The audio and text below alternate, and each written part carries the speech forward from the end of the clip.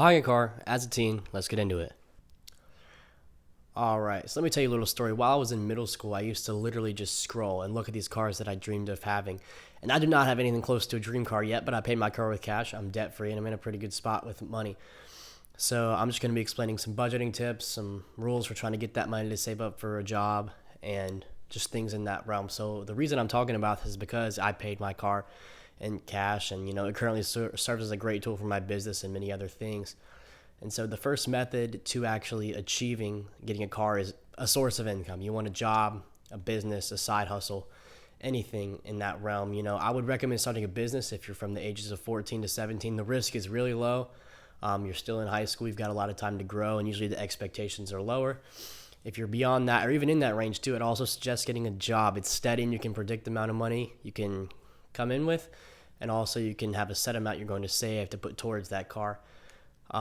Third, a side hustle, anything such as drop shipping, any sort of service-based business, lawn mowing, detailing, anything online, trying to do some affiliate marketing, anything like that, anything that can help you make extra cash towards that car would be helpful. And to note, your time is also not worth very much when you're young like that. And even now, mine really isn't worth that much. I'm just working a job, trying to grind, get my money up, and all that. Moving on. I've actually talked about how to make the money. Now we're going to talk about how to budget, how to save, and how to, get that number you've been wanting to buy that car with cash. And side note, you're going to want to buy the car with cash. Debt, in my opinion, is just not a good thing. If you're really wealthy, debt can be used in a profitable manner. But overall, only spend the money you have, and that's period. So what I would recommend is if you're in the age that I'm talking to currently, which is primarily 14 and 19, you're going to want to buy a car from the range of $5,000 to $10,000 in that value range. And I would aim non-American, even though I have an American car. I would go Honda or Toyota for the reliability, and also try to get something with lower miles, maybe that's been sitting in a garage. Older couple maybe had the car just sitting around kind of vacant, not doing much. That's what I would aim for. So next up is how to actually, save that money. So I went pretty aggressive. Hypothetically, let's just say I made $500 a month. I was saving anywhere from 55 to 70% of my income in whole, in total. That was going to my savings account, was never getting sent to my checking. I would tithe 10% of that. And so really almost all of my money was going towards a car. And if you want one, that's what I would recommend. Just be really aggressive. And like I said, a car can bring a lot. It can bring freedom. It can make you a little more happy. You get to go meet up with your friends more often. Just things such as that, which really make getting a car beneficial. All right, another tip I would offer is to get a bigger sedan or a smaller SUV, because I had friends in school who would charge their friends to give them rides to restaurants. They would pay for their meal, give them some cash, and that stuff accumulated over time. I had a buddy who had $500 for doing that just from a semester. He drove a Civic, I believe, but it had 5 seats. They would just pack it in there. They'd buy his lunch, give him like $5, and that accumulated. So yeah, I would recommend doing that. And in addition, I would also recommend getting something that gets good gas mileage.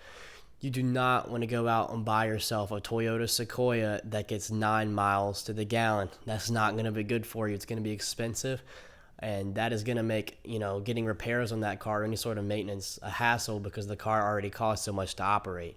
Now what? You go to the dealership, know what you want before you even set foot in that freaking parking lot, because they're going to try to press you to buy. All right, from my experience, anybody but CarMax is going to basically just try to tempt you to jump on a sale. And that's okay, but know the make, model, year, mileage, everything you want before you even step foot in there, because it's your car. It's a big deal. So know what brand you want, all that stuff. Know that beforehand. And also get what makes sense for you. Some mom of 6 is not going to go out and buy a Mini Cooper. I see people, and from my high school personally, that go out and buy like these big SUVs. Like, you do not need a 4Runner if you're like a girl that's 16 and is driving by herself. It's going to be expensive to run, and it's just needless. It's an expensive purchase unless, you got daddy's money. And in that case, go for it. All right, now some recommendable brands. I would stay away from Kia, first of all, because unless you want your car on the next Kia Boys documentary, you do not want that junk stolen. Somebody who has a flash drive and a pencil can steal your car, okay? So I would stay away from Kias.